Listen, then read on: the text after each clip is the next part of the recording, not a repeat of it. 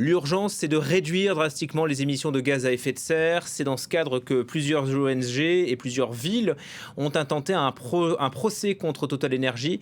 Cela s'appelle le devoir de vigilance. Le tribunal judiciaire de Paris a rendu sa décision tout à l'heure. Marie Schuster est sur place. Total a donc 6 mois pour intégrer les émissions de gaz à effet de serre de ses clients dans son plan de vigilance. Et c'est une première victoire pour les ONG et les collectivités territoriales qui accusaient le groupe pétrolier de manquement à son devoir de vigilance climatique.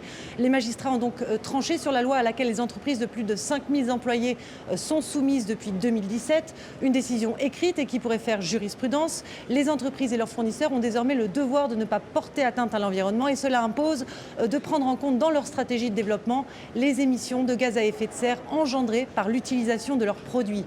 Des gaz à effet de serre qui contribuent au réchauffement climatique. C'est un jugement historique car cela pourrait avoir potentiellement un impact sur toute la filière spécialisée dans les énergies fossiles et au-delà sur toute l'économie réputée polluante comme le secteur automobile ou encore le secteur de l'intelligence artificielle. Cette procédure entamée il y a 6 ans tendait à faire reconnaître la responsabilité du 6e producteur mondial de pétrole dans le réchauffement climatique pour l'obliger à cesser tout nouveau projet fossile. Mais sur ce point, la justice n'impose pas à Total de mesures précises. Total, quant à elle, avec l'aide du ministère public, s'était défendu en arguant qu'il ne pouvait pas être tenu pour seul responsable du changement climatique.